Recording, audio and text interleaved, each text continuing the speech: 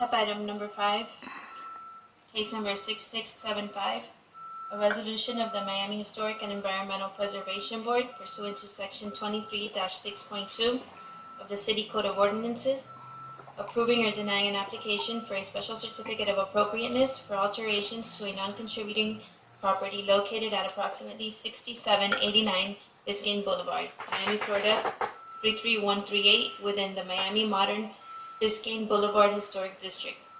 Do we have an applicant?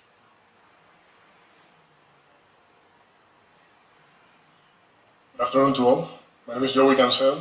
I haven't been sworn, so if I have to do it now, it'll be a good time. Do you swear or affirm the testimony you're about to give is the truth, the whole truth, and nothing but the truth? Yes, I do. Thank you. I'm just waiting for the laptop of the IT guy to bring We're it. going to hear from staff first. Just could you give us your address, please? Of course. 1861 Northwest South River Drive, Unit 1805, Miami, Florida 33125. Thank you.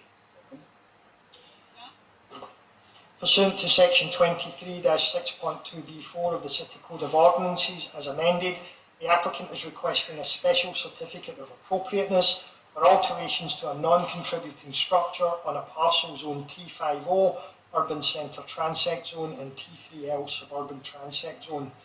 The subject property is located within the South Elmira subdivision and the Upper East Side net area. The site is located in the southeast corner of Biscayne Boulevard and northeast 68th Street. On June 6, 2006, the Historic and Environmental Preservation Board designated the subject property located at 6789 Biscayne Boulevard as part of the Maimo Bible Historic District. On March 5, 2019, the HEC denied an application for an after-the-fact special certificate of appropriateness for the painting of murals. On July 25, 2019, in consideration of the applicant's appeal of HEP R 19012, the City Commission remanded the application back to the Historic and Environmental Preservation Board for review of alternative proposals.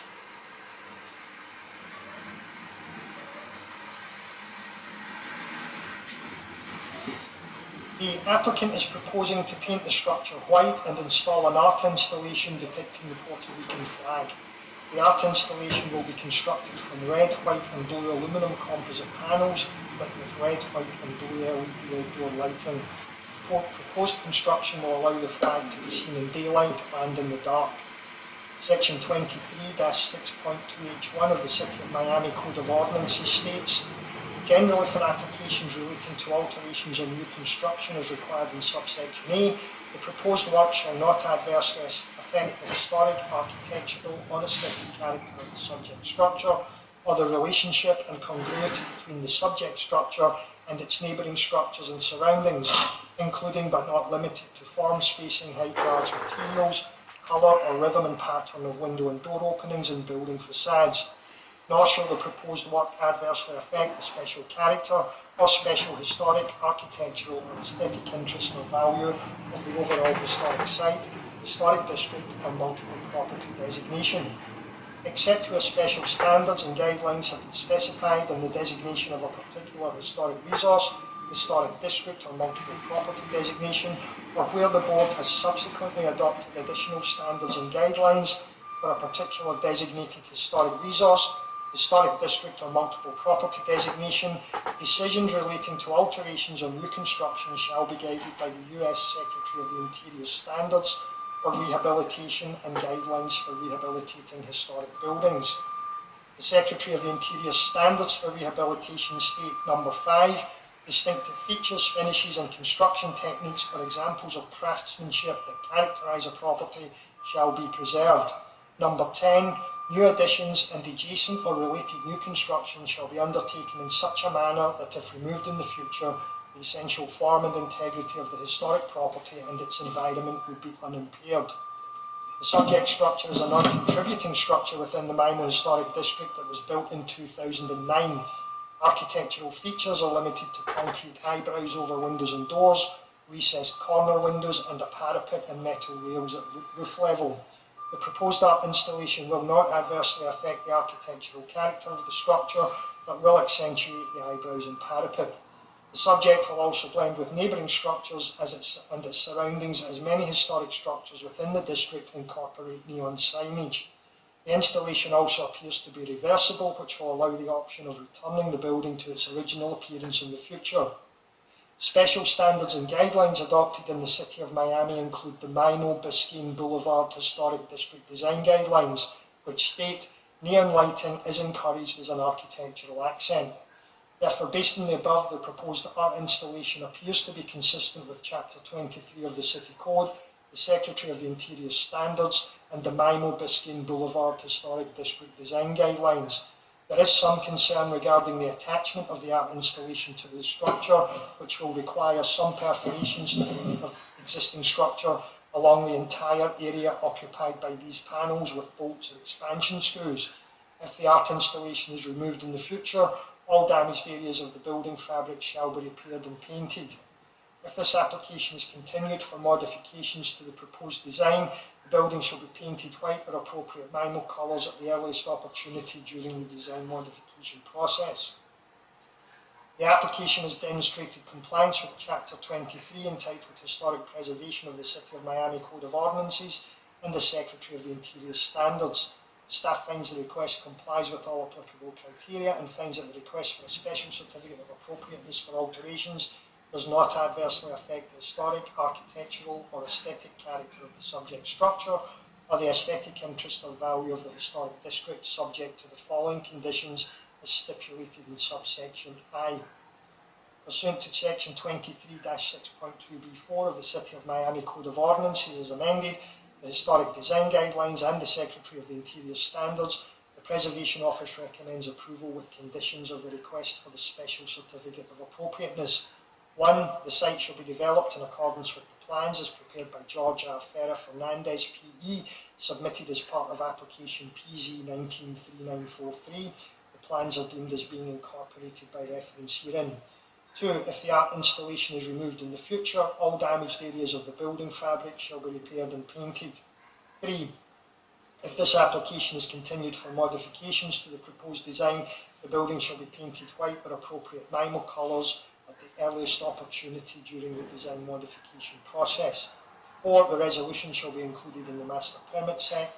5. The applicant shall comply with all applicable requirements of the Miami 21 Code and Chapter 17 and Chapter 23 of the City of Miami Code of Ordinances.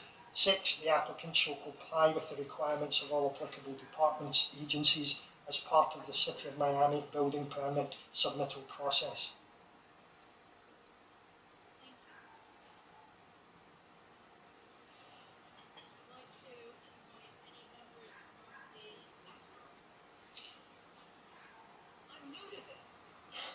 The chair. Mr. Applicant, you've heard staff's recommendations. Yes. Do you agree with them? Is there anything you would like to tell us? As a matter of fact, I have a brief presentation that I would like to share with the board so we can address this issue and try to find for a solution. So I take it you do not agree with all of staff's recommendations? Correct. Okay. Thank you.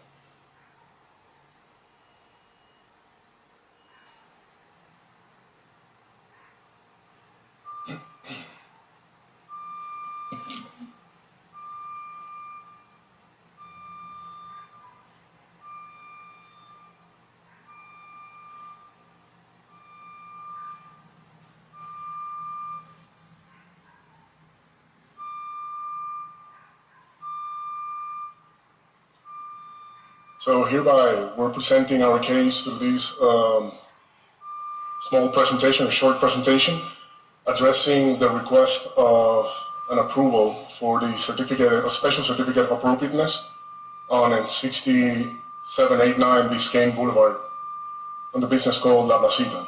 As you can see, this is the original building display that was the artwork presented. This is the actual view of the facade of the building. As you can see, we are also including you evidence on social media on how this painting or this artwork has become a tourist attraction, and we can go for days on how people are more attracted to go to Mimo based on the fact that this artwork is being displayed, and they didn't know nothing about MIMO or its existence. So contributing to the district. La Placita as a business is all about food, family, friends, art, culture, music, job creation, and economic impact. This artwork we must address that's being protected under the Visual Artists' Rights Act, VARA, and we have shared this 1990 federal law with you. And if I may, I can briefly describe one of those protections under law: the right to claim authorship by the artist, the right to prevent the use of one's name on any work the author did not create, the right to prevent the use of one's name on any work that has been distorted, mutilated, or modified in any way that will be prejudicial to the author's honor or reputation, and the right to prevent distortion, mutilation, or modification that will prejudice the author's honor or reputation. We've been working along the past months with some of the MIMO representatives and other entrepreneurs, and they have presented some kind of a proposed graphic.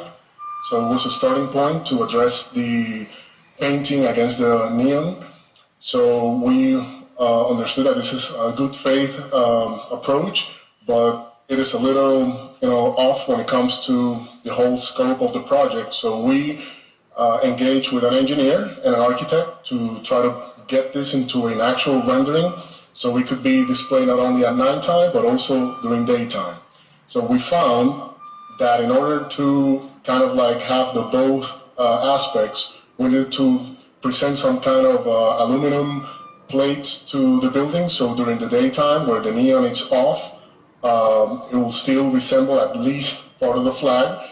And we went through a more specific rendering, and we invested in this professional artist to kind of like portray how would it look like to get only like the frame of the flag with that effect of the neon on top of it, so it could be displayed during nighttime or daytime.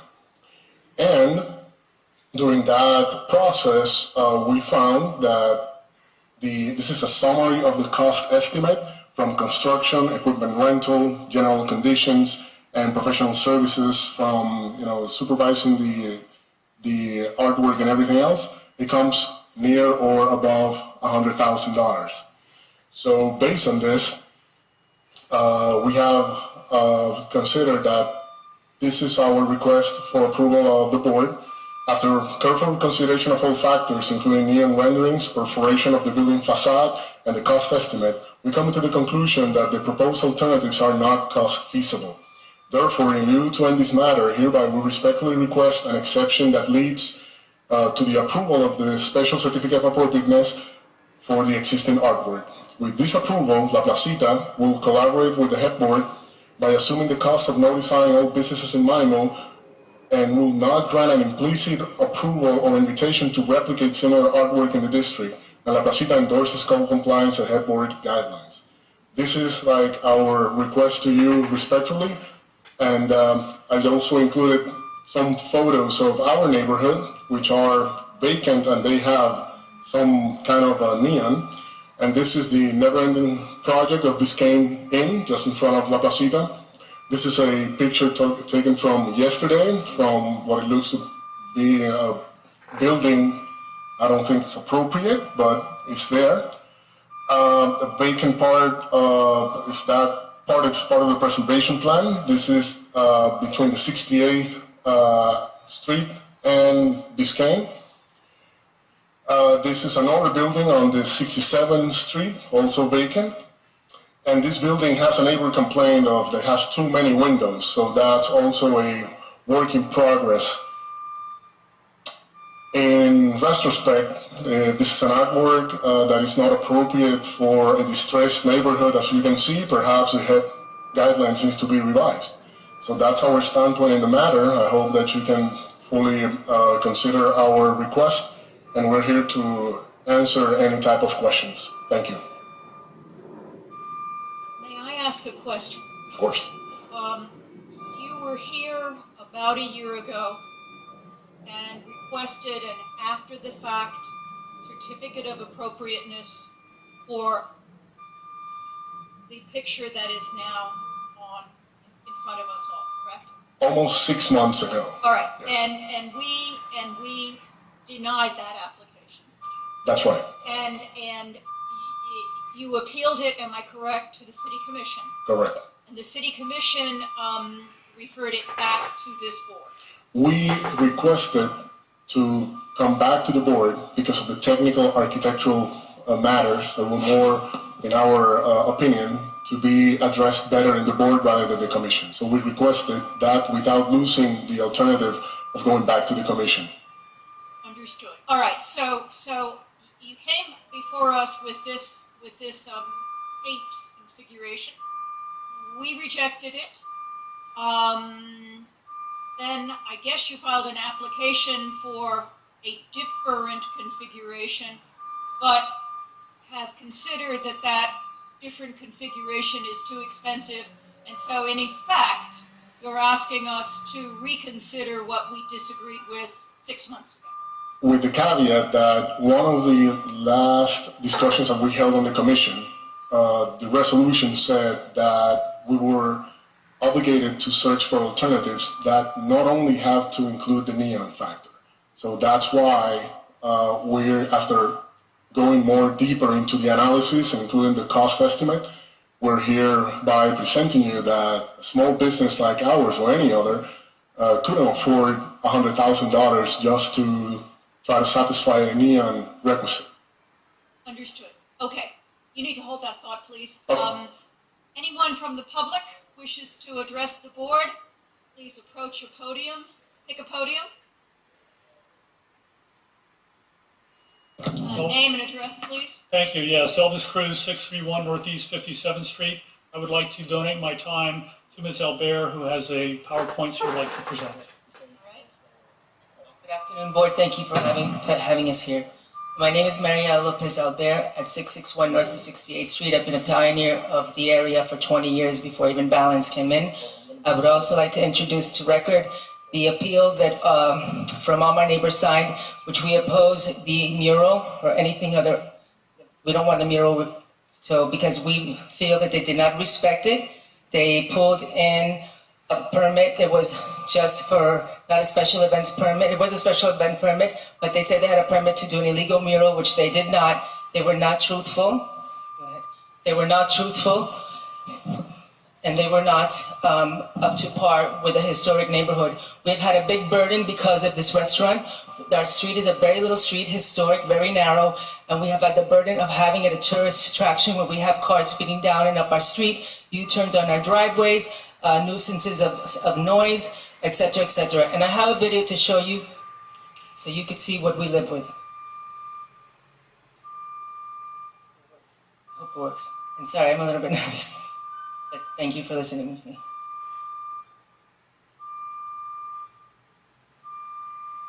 And I think that they should respect Chapter 23 and the board protect our neighborhoods and uphold them to code and not to get away with a pass so they can just go ahead and keep breaking the laws I've been doing.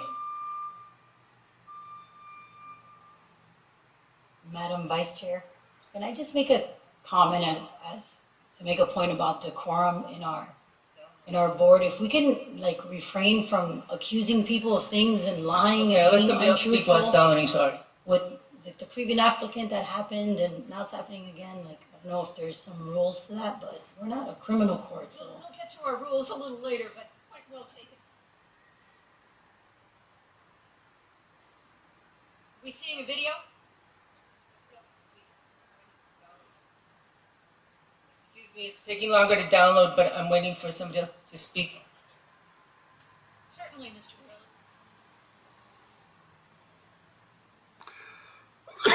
Would you accommodate the gentleman, please? With all my pleasure. Thank you.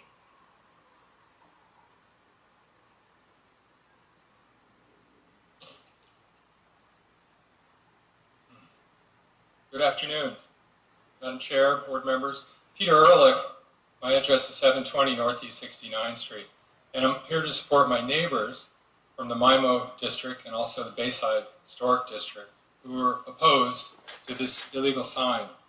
There's currently various code enforcement action against the sign, which was put up without a permit, and the code enforcement is waiting for the result of this hearing for disposing of the sign and appropriate daily fines, which I think have been stayed subject to this hearing taking place.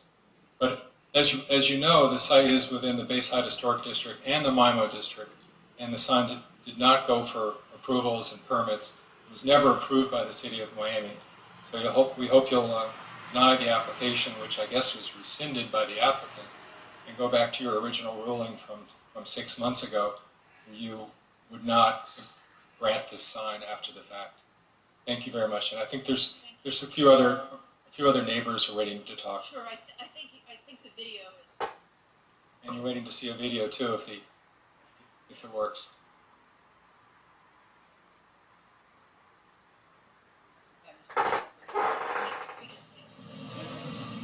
This is the turmoil that we have, and if they put another neon light the way they want to, the scope of the building, this is what we're going to have. This is their tourist attraction that they're very proud of, that we have to hold in our streets. We don't want to live like that anymore, and ours is historic.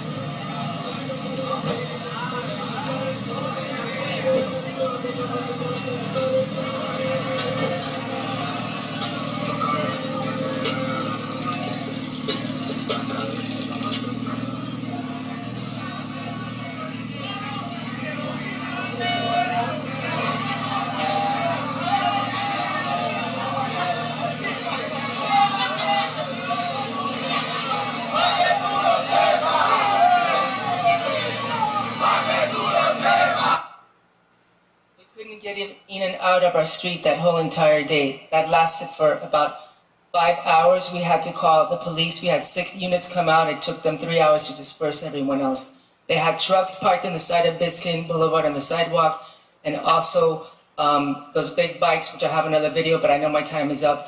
We just urge you to please protect our neighborhoods, not allow any more of these establishments to come into our corners. They don't belong here. They're displaced. They belong in Wynwood. They belong in Brickell. They do not belong in the historic. And we have to adhere to our homes, like this other gentleman that came and he said, please do this, please do that. You live in a historic neighborhood. Your houses are valued. This is taking value from a quality of life, from our way of life, from our historic street, and no one is going to want to come and buy someone on our street with that in our corner. Thank you. We hope you uphold Chapter 23 and not allow this to go on. Next speaker, thank you. Good afternoon, Madam Chair and the board. My name is Mark Ingram. I'm also a member of the MIMO Biscayne Association. I reside at 921 Northeast 82 Terrace, and I own commercial property in Northeast 79th Street. I've resided in Miami all my life. I've had a unique position to see how historic districts evolve over time, the importance of committing to the standards that are required to make a historic district thrive. Obviously, the Art Deco district comes to mind. I've lived in the Upper East Side for 15 years, and I have had the great pleasure of seeing how the neighborhood has improved since we've had the historic designation. We have property owners that have committed and followed the rules, spent the money to do things the right way. An example would be the Vagabond. I noticed that there's a new sign going up at the old Stoica property. Again, the sign is consistent with what the regulations should be. We saw a gentleman, an unfortunate situation, the gentleman from Palm Grove earlier, I fully support the board's position on that. Although it's unfortunate for him, it helps with the property values, and there's value to that. We support the recommendation of the staff report with some exceptions. I'll let our board president address those. But again, I hope you do the right thing.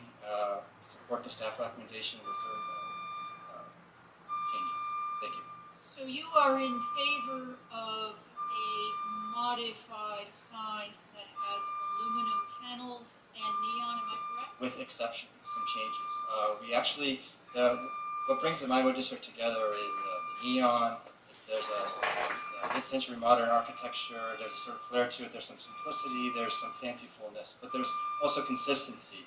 One thing that's consistent with the people that have done it properly is we have neon signs with channel letters. We're recommending that instead of the aluminum backgrounds, which is really inconsistent with what we see in the MIMO district, we're just recommending that he does it the same way that everyone else does. It's just a channel letter that is completely visible at night, during the daytime, when it's not illuminated. We have brought to you today, and we'll share them with you shortly, examples of the channel letters and how they should be done.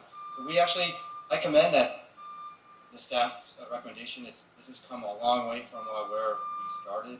I don't believe that there's any, I'm also an attorney, I don't believe there's any violations of the Bar Act as he suggests that it was a legal sign that they put up in the first place.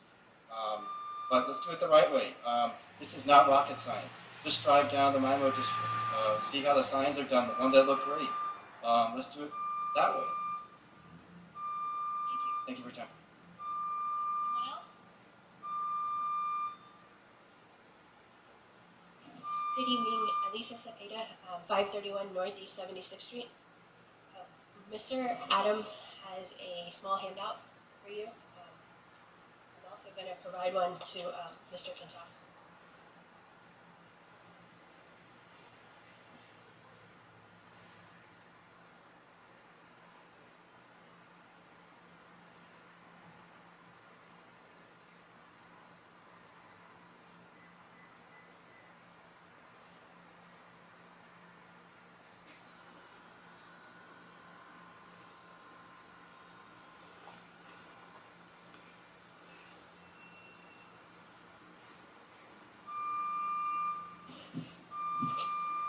Good evening, everybody. I'm sorry I'm freezing. I'm shaking a little bit. As Mr. Ingram stated, we are in favor of finding some type of compromise that we can all be happy with. We support our neighbors, and we do have confidence that this restaurant has been in the area for a little while now. They've been open, and they see, some of the challenges that they've created, and we're sure, we can come to a compromise on many of the items that have been presented. Ms. Torres, you did bring up that you wanted to maintain decorum in meetings, but there is a number of things that have been brought up between these meetings and the commission meeting that I would like to put on the record. One of the issues that has reoccurred many times is that they had no idea that they couldn't do this. We feel very strongly that they did know. They were told by city staff that they couldn't do it. They were told by the previous MIMO president, Mr. Graber, that they couldn't do it, which is also their business neighbor. They were told by many folks that they could not put up this mural at least 4 days in advance of them painting it. So we just want to make sure that we have that on the record. The previous zoning administrator met with them, met with one of their representatives, and also told them they could not do this. We just want to make sure that we have that out there, not in any negative way, not in any demeaning way. The things that I distributed were put together by another one of our board members, and they show that there is, as Mr. Ingram also stated, neon up and down the boulevard on both sides, just about in all 20 of the blocks. And the statement that was made that neon can't be seen during the daytime, we feel strongly that it can. And the neon isn't put up just by itself. It's not just the light tubes attached to the building, whether it's LED or neon. This has to have a channel setting. This has to have protection There's fire codes, there's a way to put it up. So these pictures that were distributed show you, that it can very clearly be seen up and down the boulevard during the daytime. We also reached out to some other neon providers that have done work in the district and asked them if they would be willing to provide quotes to their group, and they would, and put those on the sheet and also provided them to Mr. Kinsell.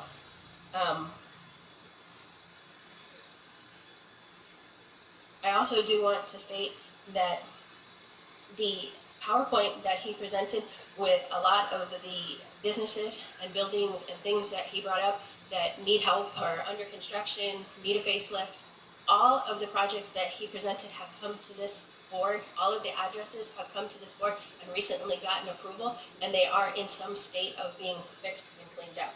The boulevard is not perfect by anyone's description, but we have come a long way, and we have really, really changed things. Our guidelines have helped us. They've increased our property values.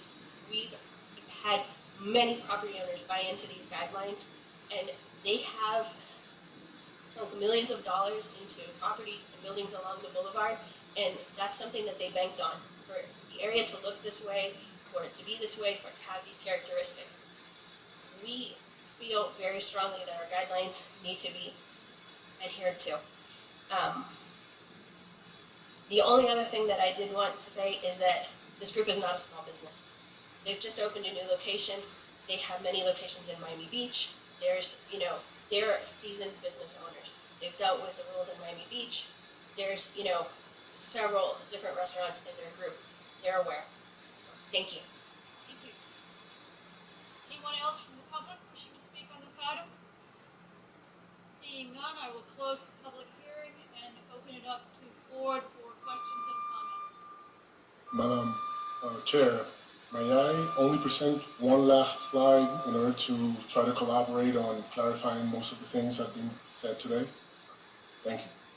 I am showing on this screen the Police Department Special Events Permit issued on December 27th, 2018 for the applicant La Placita, located at 6789 Biscayne Boulevard, where it shows the location, the date, the time of that permit from 10 a.m. until 11 p.m. with a purpose, and I want to be very specific on this.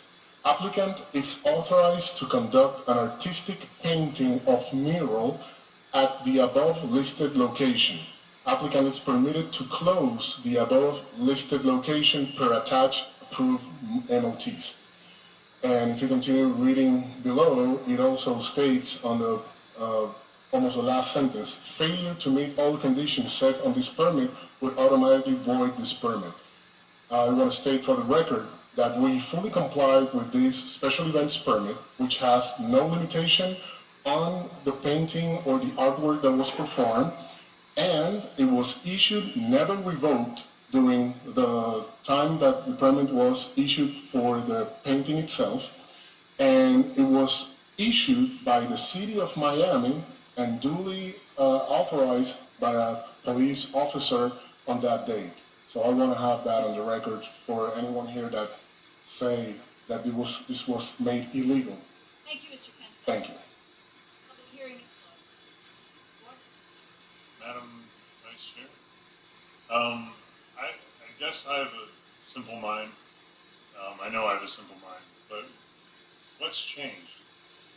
I mean, we're hearing the same thing. The city proposed something from the city commission saying, try this alternative method. They're saying they have a hardship. They can't pay the $102,000 to do this neon contraption that is recommended, so they want to stay with what's there. And we've already seen this police special events permit. That's the only thing they have. If I were to move a house, which I'm thinking about doing, an old house, I'm going to need police to give me a permit to guide it across town. That doesn't allow me to move the house. That allows the police to protect the streets and to keep people from getting in the way or run over. And that's obvious, and if you're in business, in any sort of business, and certainly dealing with a municipality, you understand that. I just don't know what's changed. I mean, it just seems like there's a little bit of disdain from the applicant for the neighborhood in general, the MIMO district. From the line, you shouldn't have this high quality art in a blighted area. You know, those kind of more or less what came out. I don't understand that. And as far as this artwork being protected by law, and for that to be brought up, does that count even if it wasn't permitted by the municipality in which it's in? So I don't understand what's changed between now and when we saw them last. I have a question as far as what it is that we're voting on exactly, because it's my understanding that the application is for the updated design, and it's now what I'm hearing from the applicant himself is that they don't particularly want that to go forward, and they're reverting to a version of this that's not before us, as far as I can tell. Is that accurate? I would defer to legal, but this was not advertised as an after-the-fact application for a mural. This was advertised as an up installation comprising aluminum panels and neon signage.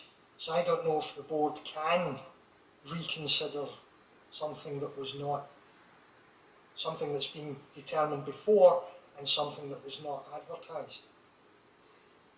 That's correct. So I apologize, but that is correct. The application before you is for the new plans, not the current mural. So it sounds to me that neither the applicant nor any of the public are in favor of the current plans as they're submitted to this board. That's an accurate statement, I think. So I also have another question for legal. Up until now, the fees for the mural not being in compliance have been stayed. Should this be withdrawn or denied, or would the code fees suddenly start kicking in after this meeting? I can't hear you, Mr. Adams. Sorry. There were currently fees from code compliance being issued because this is in violation, but the Commission directed that those fees would be stayed while this was going through the process.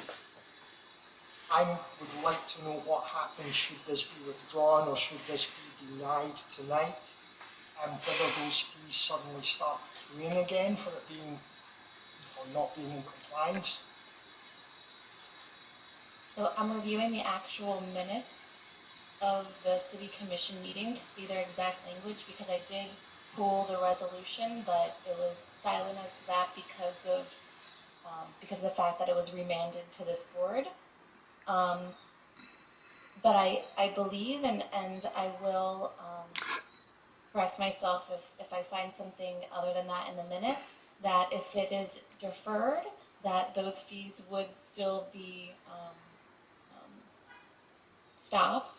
But if there's a denial or a non-compliance, etc., then I believe that those fees would kick in at that point.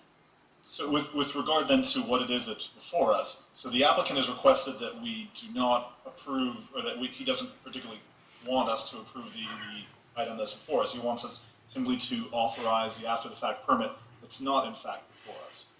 Is that my understanding? So we're essentially voting on something that neither the applicant nor the neighbors are in favor of. And we couldn't vote on the after-the-fact permit. Is that accurate? That's my understanding because that is not what was advertised.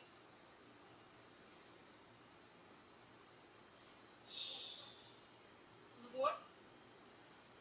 Yes. I want to further Mr. Munoz's inquiry. I mean, we're actually doing something that does not exist. The applicant doesn't want to do what he presented to us, and what is there on the building right now is not in front of us. So what, do we just dismiss this? We can't vote a yes or no because what is in front of us does not exist. And on top of that, for the client, I want With that is that the current mural, something needs to happen with the current mural, or else the code. Council, would you tell us what did the commission say with regard to not the fines, but regard to the current mural. We voted to take it down. Appeal to the commission. What specifically did they say with regard to the continued existence of the mural? So City Commission did provide guidance as to the applicant was to come back to this board with a modified plan within a certain amount of time. And that certain amount of time has come. Correct me if I'm wrong, Warren. The application was submitted within the time the City Commission gave, yes. So the commission did not say, and if you fail to do that, you will do X or Y with the mural. They did not speak to the continued existence or non-existence of the mural. Correct. Correct. Okay. So your advice is that we ask the applicant to ask us, I'm looking at you, ask us for a deferral or ask us for a approval of the plan or ask us for a rejection of the plan. Right? Correct. Thank you, Madam Chair. Well, based on these technical aspects, we will request a deferral of the application so we can discuss further this matter into something that makes more sense when it comes to everything that was presented today. Okay, I hear you.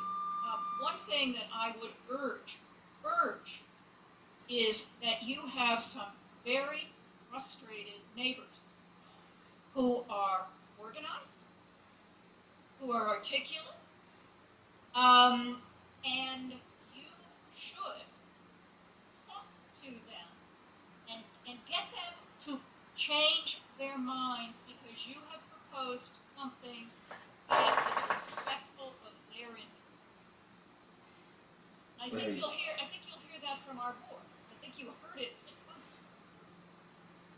And I think you'll probably hear it again from this board.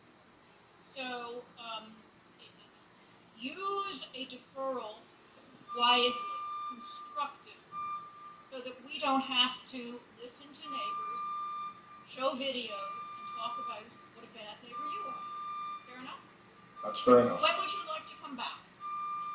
Well, I think it will be maybe December. Let me get a couple of facts. Order, please. Let me get a couple of facts on the table. When must they come back? When must they file for the December agenda?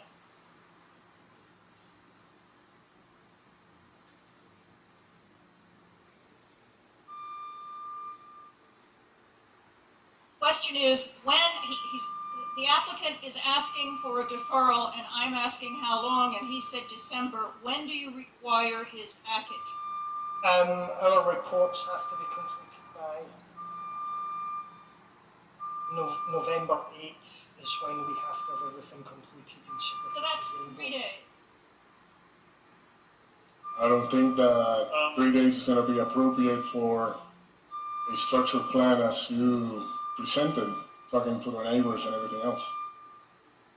January then. What's the date of our January meeting, please, Mr. Adams? Madam, I have listened to you.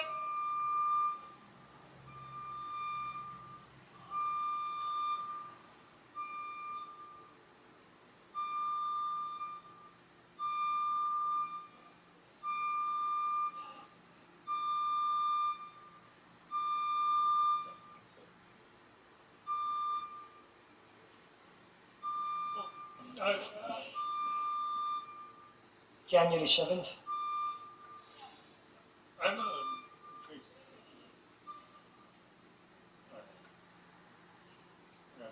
well, my thought was, what is going to happen differently by January 7th than happened today? They were instructed, the applicant instructed to come up, I guess, Mr. Adams, I'm sorry. Was the applicant working with you as far as this neon design goes? I mean, It seems like you didn't come up with this out of nowhere. No, the applicant had been given a suggestion, I think, by the MIMO Association as a potential idea for neon, and I assume that's what the applicant went with. Our understanding was that neon would be supported by the MIMO Bible Association, and also the guidelines do state that neon is appropriate for the MIMO district. The applicant was given a suggestion by the organisation, and he took it from there. But I'm sorry, you can finish, sorry. The general understanding was that it would be something incorporating neon, but the actual design and the size and everything was really left up to the applicant. But between the time that the commission made this ruling and today, the applicant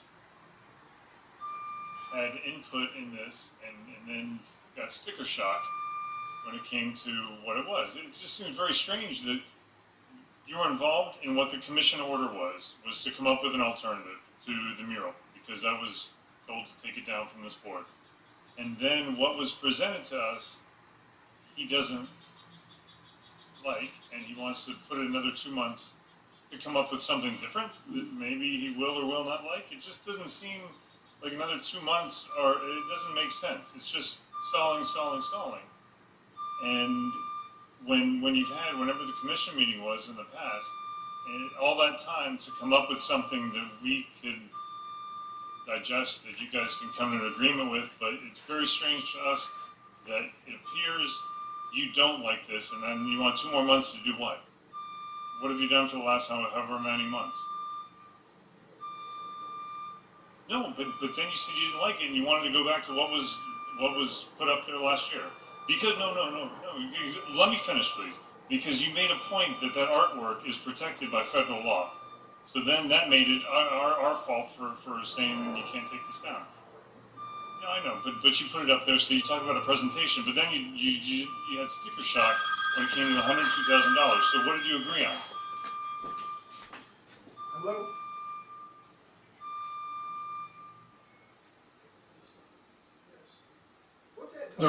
That was suggested by the MIMO Association. So we narrowed that down into the cost of $100,000. Yeah. So that was part of the things that were done in these 2 months. I know. Yeah, so but you come to us saying you need more time, so you really weren't ready to come here today. Well, if you hear what the other parties stated, that they have other alternatives on the neon side that doesn't include the adherence of the metal to the building, that's something that we can work on.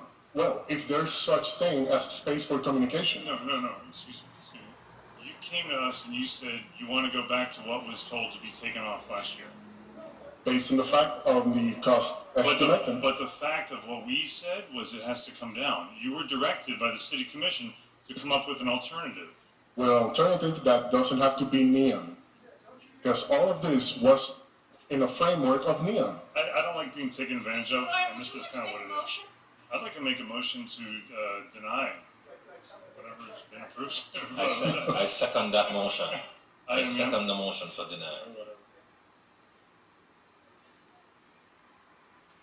There's a motion to deny the application.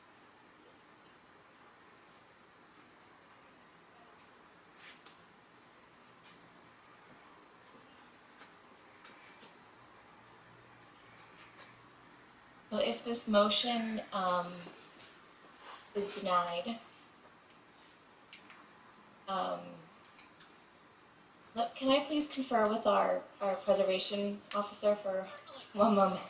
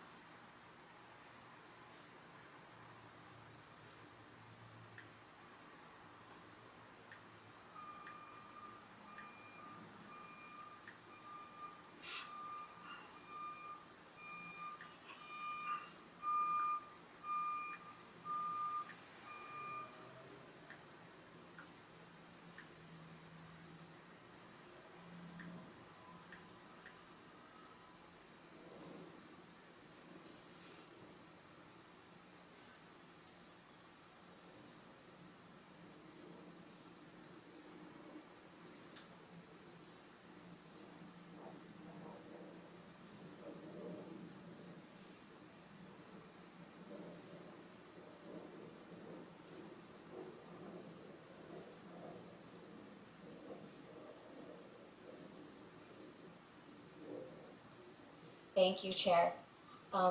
So if this application is denied, they wouldn't be in compliance.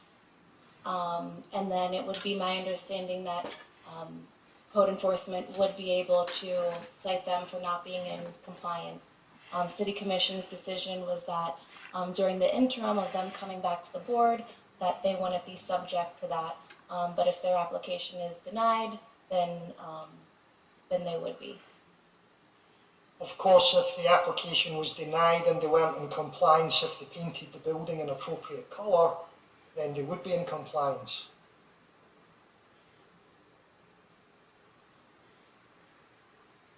So if we deny the application, where does that leave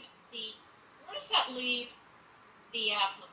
Can it then refile with a different design, a different program?